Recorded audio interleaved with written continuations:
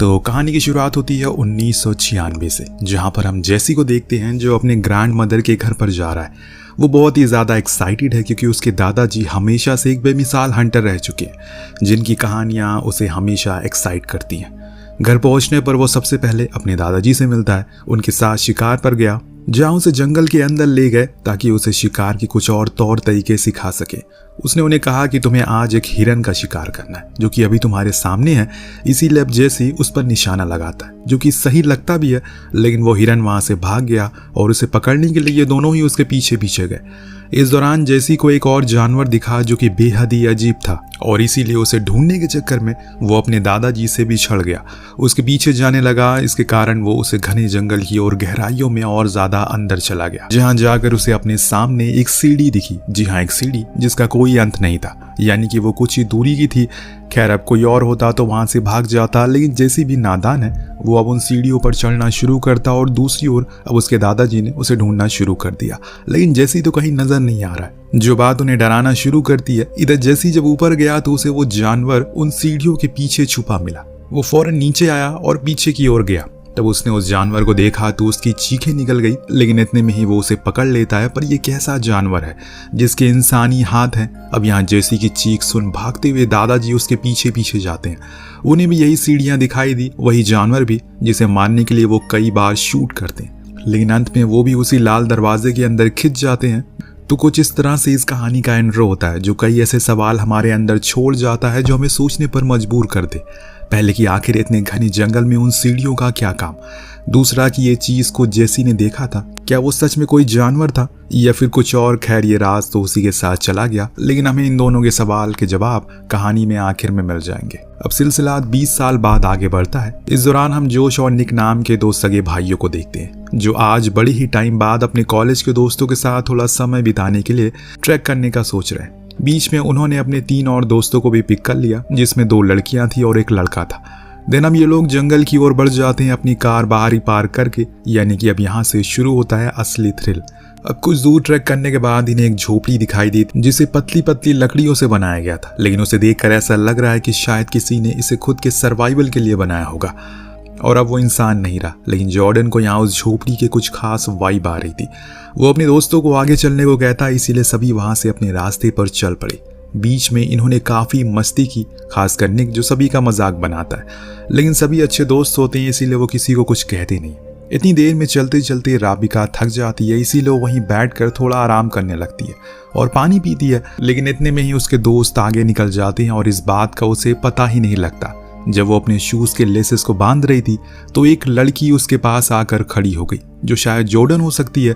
पर जब राबिका ने उसके पैर देखे तो उसके तो रोंगटे खड़े हो गए, पूरी तरह से जले हुए पैर। इससे भी भयानक तब हुआ जब उसने अपनी गर्दन ऊपर उठाई, उसकी शक्ल की ओर देखा जो किसी शैतान जैसी लग रही थी। ये सब देखकर राबिका इतनी ज्यादा डर गई कि वो वहां से भागने लगी। इस चक्कर में वो अपना रास्ता और भटक जाती है और अगेन उसी झोपड़ी के पास आ पहुंची।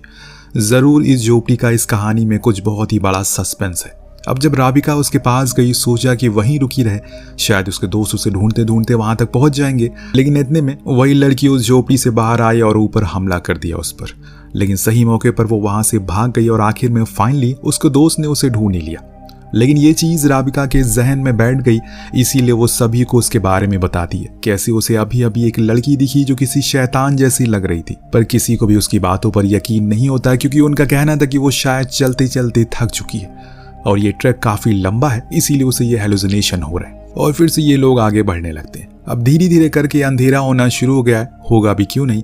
ये सभी दोपहर से आए हुए हैं। अब ऐसे जंगलों में तो अंधेरा और जल्दी होने लगता है, लेकिन अंधेरे से पहले इन्हें कुछ और दिखा, जो बेहद ही अजीब था। बीच जंगल में 2 पीस सूट पहना एक आदमी, जिसके सर के पीछे एक बड़ा सा छेद हो रखा है, जैसे किसी ने उसके दिमाग को ही निकाल कर खा लिया हो।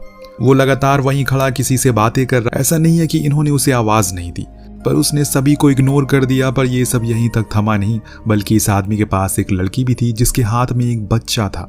इस लड़की को देख राबिका को वही लड़की याद आ गई। वो फौरन सभी को चलने को कहती है, लेकिन यहाँ जोश उस आदमी से बात करने की कोशिश करता है, पर वो भी ऐसा लग रहा है कि जैसे वो उसे देख ही नहीं रहा है। लेकिन जैसे ही जोश उसे छूता है वो सभी को नोटिस कर लेता है और बार बार पास बैठी लड़की को खुद की वाइफ बताता है। उसे ये कहता रहता है कि सब कुछ ठीक हो जाएगा और तुम लोग यहाँ से चले जाओ वरना बहुत बुरा होगा।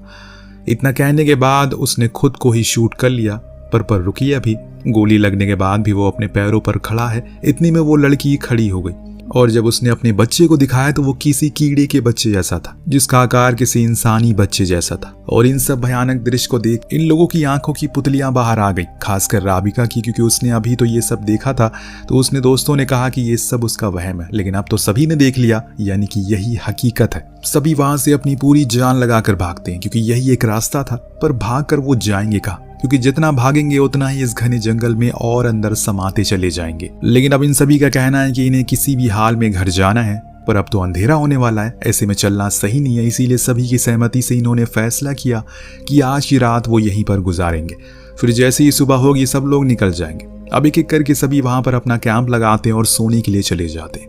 इस दौरान डक को सपना आता है जिसमें वो देखता है कि वो जॉर्डन के साथ इंटीमेट हो रहा है। पर दोस्तों उसने नींद में ही महसूस किया शायद वो कुछ ही हिल रहा है, जिसके कारण उसकी नींद खुल जाती है। और जब उसने अपने आसपास देखा तो कोई अनजान चीज उसे जंगल में खींच रही थी। पर यही नहीं, उस लड़की का बच्चा हम उसके साइड में देखते हैं जो रो रहा था, वो भी बड़े ही अजीब तरीके से। बेचारा डग अब खुद को आज़ाद करने की कोशिश करता है, लेकिन इतने में ही अजीब सा जानवर या फिर कोई अनजान चीज़ आकर उस पर हमला करती है और अपने साथ ले जाती है। लेकिन इस दौरान वो अपने दोस्तों को पुकारता रहता है, जो कि निक सुन लेता है और सभी को उठाता है। जब जॉर्डन ने उसके टेंट को चेक किया तो वहां डक का कोई नामो निशान नहीं था, जो देख सभी परेशान हो गए और वो आधी रात को कहाँ चला गया। सभी अब लालटेन लेकर उसे ढूंढने लगे। इसी बीच जोश को डक का स्लीपिंग बैग मिलता है, जो कि फटा हुआ था और उसके आसपास खून के निशान भी थे, जो देखकर इन्हें डर लगने लगा है कि कहीं उसे भेड़िया तो नहीं ले गया। ये जंगल है, यहाँ पर कुछ भी हो सकता है। लेकिन इतने में जॉर्डन को किसी की रोशनी का अक्स दिखा, जो कि पूरे जंगल को रोशन कर रही थी। पर यह कैसे मुमकिन हो सकता है, इतनी रात में इस घने जंगल में ये रोशनी आ कहां से रही है। इसी का पता लगाने के लिए ये लोग उसके पीछे गए तो इन्हें बीच में जंगल में एक सीढ़ी दिखी जिस पर लाइट जल रही थी।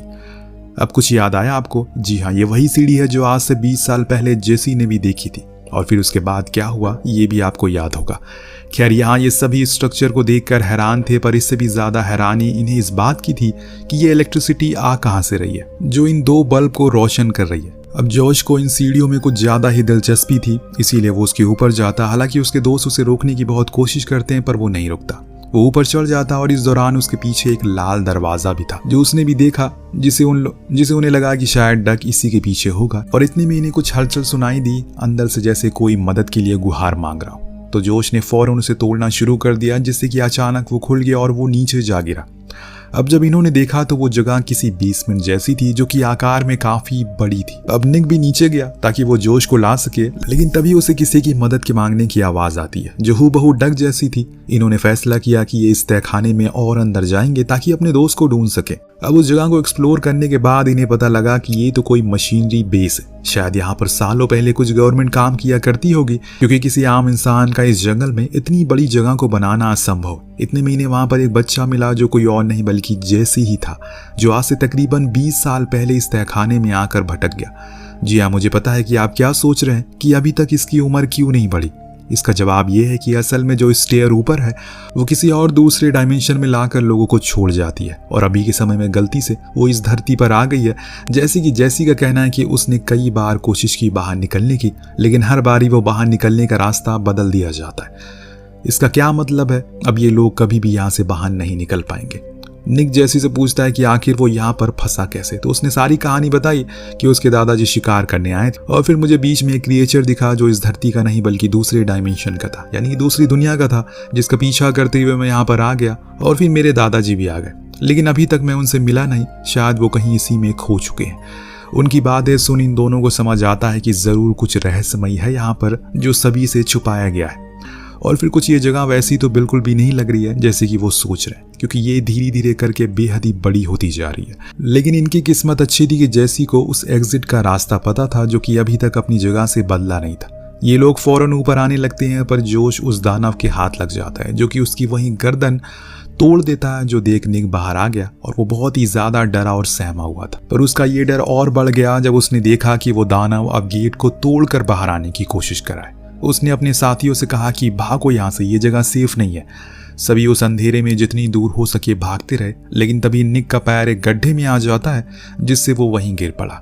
जब वो उठा तो देखा कि उसके आसपास सिर्फ इंसानों की कटी हुई गर्दनें हैं, तो कहीं उनकी पसलियां पड़ी है, कहीं उनकी लाशें पड़ी है। इतने में उसके दोस्त भी वहां आ गए, जिसे वहां पर डक की लाश मिली, जो देख वो समझ गए कि ये जगह असल में उस दानव के खाने का स्पॉट है, इसीलिए फौरन इन्हें वहां से आगे जाना चाहिए। और इतने में वो दानव इनके पीछे आने लगा, क्योंकि वो उस तहखाने से बाहर आ गया था। ये सभी फिर से भागते हैं। इस दौरान इन्हें वहीं एक पुरानी वैन खड़ी मिली, तो सभी उसमें चले गए। पर बेचारी राबिका नहीं जा पाई, क्योंकि अंत में उस दानव ने उसके सर को पकड़ लिया और उसकी गर्दन अपने साथ ले गया। बस उसके धड़ को यहीं छोड़ गया। इस दर्दनाक मौत को देखकर ये लोग कांप जाते हैं, इसीलिए इन्होंने गेट को बंद कर दिया और अंदर ही छुपे रहे।